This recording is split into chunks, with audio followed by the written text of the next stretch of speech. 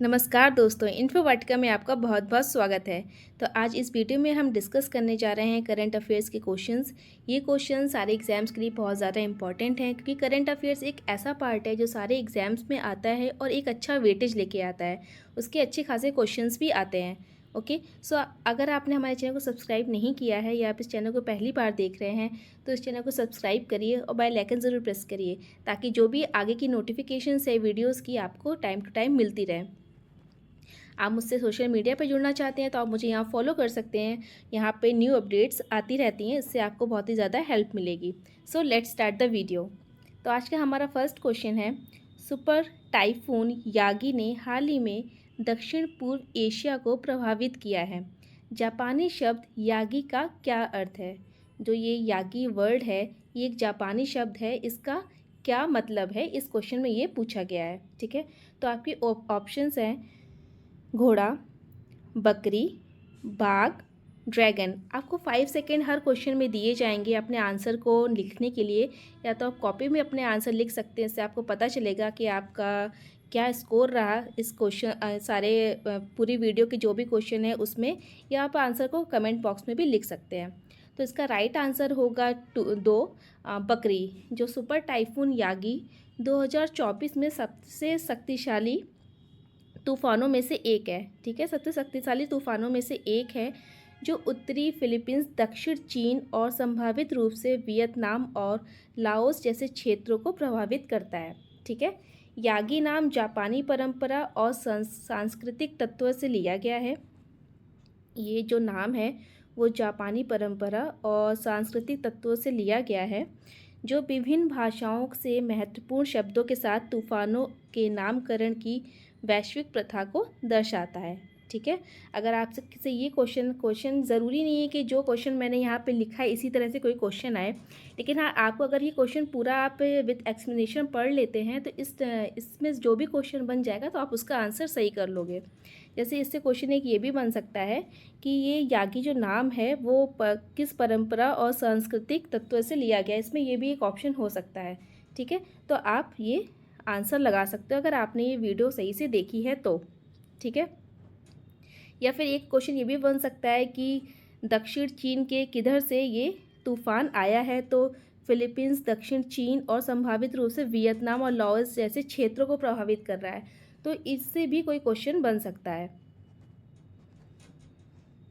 Next question है, भारत में fitness क्षेत्र में नवाचार और शोध को आगे बढ़ाने के लिए किन दो संगठनों ने एक समझौता ज्ञापन पर हस्ताक्षर किए हैं?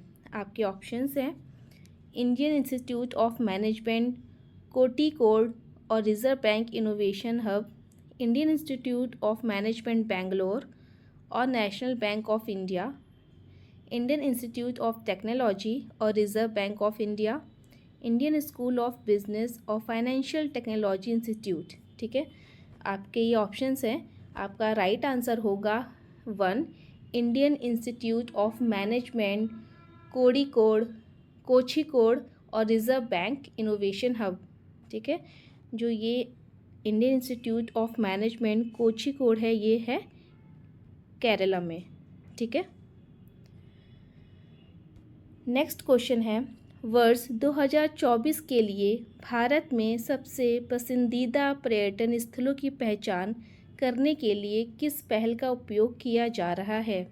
आपके ऑप्शंस हैं अद्भुत भारत अभियान, भारत पर्यटन पुरस्कार 2024, देखो अपना देश people's choice 2024, explore India challenge. ठीक है, क्वेश्चन को समझिएगा कि क्वेश्चन क्या कह रहा है कि वर्ष 2024 के लिए भारत में सबसे पसंदीदा पर्यटन स्थलों की पहचान करने के लिए किस पहल का उपयोग किया जा रहा है। ठीक है, तो आपका आंसर होगा देखो अपना देश पीपल्स चॉइस 2024।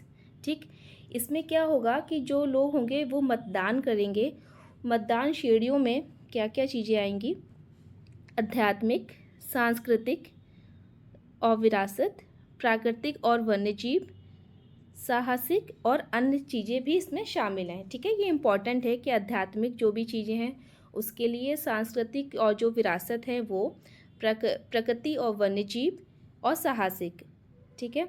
अन्य श्रेणी व्यक्तिगत पसंदीदा स्थलों के लिए मतदान की अनुमति देती है, जिसमें कम ज्ञात और अन्वेक्षित स्थान शामिल हो सकते हैं। ये मतलब कुछ ऐसी जगह हैं जो बहुत सारे लोग नहीं जानते हैं, तो वो चीज़ें अगर वो लोग देखेंगे और अपना मतदान देंगे कि ये अच्छी चीज़ें हैं, तो उसको हमारे सांस्कृतिक विरासत, जो जिस टाइप की भी चीज़ होगी, अगर वो सांस्कृतिक विरासत में आएगी तो उसमें उसको इम्पोर्टेंस देंगे, आध्यात्मिक में आएगा तो उसमें देंगे, अगर वन्य जीव में होगा तो उसमें इसको इम्पोर्टेंस दी जाएगी। ठीक है। परिणाम भारत के शीर्ष पर्यटन स्थलों का निर्धारण करने में मदद करेंगे। जो भी परिणाम होंगे जो मतदान के बाद, वो शीर्ष पर्यटन स्थलों का निर्धारण करने में मदद करेंगे, जो प्रमुख हितधारकों के से समर्थन और निवेश प्राप्त करेंगे। ठीक है। ये पहल सांस्कृतिक स्थलों के संरक्षण का समर्थन करती है और संभावित विकास के लिए कम ज्ञात पर्यटन स्थलों की पहचान करने में मदद करती है। ठीक है। इसमें लिखा हुआ है कम ज्ञात, मतलब जो पर्यटन स्थल लोग नहीं जानते हैं, जो लोगों के रीच में नहीं है, उनको पहचान दिलाने में ये जो पहल है देखो अपना देश पीपल चॉइस 2024 उसमें मदद करेगी। ठीक है। नेक्स्ट क्वेश्चन है, आईआईटी गुवाहाटी और एयरबस के बीच विमानन और रसद शिक्षा को आगे बढ़ाने के लिए नए सहयोग के लिए कौन सा पूर्वोत्तर राज्य चुना गया है? ऑप्शंस हैं मेघालय, अरुणाचल प्रदेश, असम, मणिपुर। तो आपका राइट आंसर होगा सी, असम। नई पहल में एयरबस द्वारा परीक्षण सामग्री को और उपसामग्री और उपकरणों के लिए समर्थन के साथ अल्पकालिक और दीर्घकालिक पाठ्यक्रम शामिल होंगे। ठीक है। ये क्वेश्चन यहाँ से भी बनता है कि कौन कौन से पाठ्यक्रम इसमें शामिल होंगे, तो अल्पकालिक और दीर्घकालिक। ठीक है। कार्यक्रम का उद्देश्य पूर्वोत्तर क्षेत्र में रोजगार के अवसरों और करियर उन्नति में सुधार करना भी है। इस कार्यक्रम का जो एम है वो क्या है कि रोजगार बढ़ाना और जो करियर है उसको अच्छा करना, लोगों के करियर को। ओके। नेक्स्ट क्वेश्चन है, 2024 में सेंट्रल डिपॉजिटरी सर्विसेज लिमिटेड के प्रबंध निर्देशक और मुख्य कार्यकारी अधिकारी के रूप में किसे नियुक्त किया गया है? ऑप्शंस हैं अजय त्यागी, नेहल वोरा, आशीष चौहान, विक्रम लिमय। तो आपका राइट आंसर होगा 2, नेहल वोरा, जो इनको CDSL का नया अधिकारी नियुक्त किया गया है। ठीक है। जो अजय त्यागी हैं ये सेबी के पूर्व अध्यक्ष रहे हैं, सेबी के। आशीष चौहान ये अभी प्रेजेंट में NSE के MD एवं CEO हैं, और जो विक्रम लिमय हैं ये NSC के पूर्व MD और CEO थे। ठीक है। नेक्स्ट क्वेश्चन है, हाल ही में कौन यूनिफाइड पेंशन स्कीम को मंजूरी देने वाला भारत का पहला राज्य बना है? आपके ऑप्शंस हैं राजस्थान, पंजाब, हरियाणा, महाराष्ट्र। आपके ऑप्शंस, आपका आंसर है डी, महाराष्ट्र। जो महाराष्ट्र है ये यूनिफाइड पेंशन स्कीम को मंजूरी देने वाला भारत का पहला राज्य बन गया है। नेक्स्ट क्वेश्चन है, हाल ही में लद्दाख में 5 नए जिले बनाने की घोषणा हुई है। इस प्रकार अब इस केंद्र शासित प्रदेश में कुल कितने जिले होंगे? आपके ऑप्शंस हैं 5, 7, 8 और 10। तो आपका राइट आंसर होगा बी, 7। ठीक है।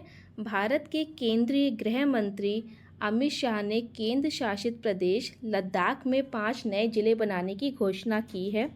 जो ये नए ज़िले हैं उनके नाम क्या हैं? जास्कर, द्रास, शाम, नुब्रा, चोंगथांग। ठीक है। ये इसके 5 नाम होंगे। इससे ये बहुत इंपॉर्टेंट क्वेश्चन है, इससे भी क्वेश्चन बन सकता है, आपके ऑप्शंस में ये नाम दिए जा सकते हैं, तो ये नाम बहुत ज़्यादा इंपॉर्टेंट है। ठीक है। इससे पहले लेह और कारगिल ही लद्दाख के 2 ज़िले थे। अच्छा, एक क्वेश्चन ये भी बन सकता है कि पहले ये भी पूछा सकता है कि पहले 2 ज़िले इस 5 में से इन 5 से पहले 2 ज़िले कौन से थे? तो पहले 2 ज़िले थे लेह और कारगिल। ठीक है, ये भी यहाँ से भी तो इस क्वेश्चन से एक तो क्वेश्चन यही हो गया और 2 क्वेश्चन और बन सकते हैं। ठीक है, तो लेह और कारगिल ही लद्दाख के 2 ज़िले थे। अब इन ज़िलों के निर्माण से लद्दाख में कुल 7 ज़िले हो जाएंगे। नेक्स्ट क्वेश्चन है, प्रधानमंत्री गति शक्ति पहल के अंतर्गत नेटवर्क प्लानिंग समूह एनपीजी की 78th बैठक कहाँ पे संपन्न हुई है? आपके ऑप्शंस हैं नई दिल्ली, लखनऊ, अहमदाबाद, जयपुर। तो आपका राइट आंसर होगा नई दिल्ली। इस बैठक में सड़क परिवहन और राजमार्ग मंत्रालय द्वारा प्रस्तावित सड़क से जुड़ी बुनियादी ढांचे की 18 महत्वपूर्ण परियोजनाओं के मूल्यांकन पर ध्यान केंद्रित किया गया है। तमिलनाडु, केरल, कर्नाटक, मध्य प्रदेश, महाराष्ट्र, तेलंगाना, आंध्र प्रदेश, उड़ीसा और बिहार सहित विभिन्न राज्यों में फैली ये परियोजनाएं पीएम गति शक्ति राष्ट्रीय मास्टर प्लान में उल्लिखित एकीकृत योजनाएं के सिद्धांतों के अनुरूप हैं। ठीक है, नेक्स्ट क्वेश्चन है, किस राज्य की सरकार ने हाल ही में महिलाओं को आर्थिक बल प्रदान करने हेतु सुभद्रा योजना शुरू की है? आपके ऑप्शंस हैं राजस्थान, महाराष्ट्र, झारखंड, उड़ीसा। तो आपका राइट आंसर होगा डी, उड़ीसा। इस योजना की शुरुआत 12 मई 2024 को हुई थी। सुभद्रा योजना के मुख्य उद्देश्य महिलाओं की गरीबी से बाहर निकालना, उनकी सेहत में सुधार करना और आर्थिक सहायता प्रदान करना, ये इस योजना का उद्देश्य है। ठीक है, इस योजना के तहत पात्र महिलाएं 50,000 रुपये तक की आर्थिक सहायता प्राप्त कर सकती हैं। ठीक है, तो इससे एक क्वेश्चन ये भी बन सकता है कि इसकी शुरुआत कब की गई थी? तो 12 मई 2024। और इसे योजना के तहत कितने रुपए, उनको कितनी आर्थिक सहायता प्राप्त हो सकती है? तो वो है 50,000। ठीक है, तो ये दोनों पॉइंट्स आपको याद रखने हैं। नेक्स्ट क्वेश्चन है, हाल ही में भारत में चीन और नए रामसर साइट्स बने हैं। अब देश में ऐसे स्थलों की सूची बढ़कर कितनी हो गई है? तो आपके ऑप्शंस हैं 82, 85, 89 एंड 94। तो आपका राइट आंसर होगा 85। ठीक है, जो 3 अभी नए सूची में, रामस्थल सूची में ऐड हुए हैं साइट्स, उनके नाम क्या क्या हैं? एक हुआ है नंज रायण पक्षी अभयारण्य जो तमिलनाडु में है, काछुवेली अभयारण्य ये भी तमिलनाडु में है, और तवा जलाशय ये मध्य प्रदेश में है। तो तीन साइट्स ये न्यू ऐड हुई हैं, नंज रायण पक्षी अभयारण्य, काछुवेली अभयारण्य, तवा जलाशय। ठीक है, तो ये आपको याद रखने हैं कि 3 न्यू कौन सी साइट्स इसमें अब ऐड हुई हैं और टोटल हो गई हैं 85। तो ये थे आज के हमारे इम्पॉर्टेंट क्वेश्चंस। आई होप ये वीडियो आपको अच्छी लगेगी। ये वीडियो आपके लिए हेल्पफुल है या नहीं है, आप कमेंट बॉक्स में ज़रूर बताइएगा। So thank you for watching. Have a great day.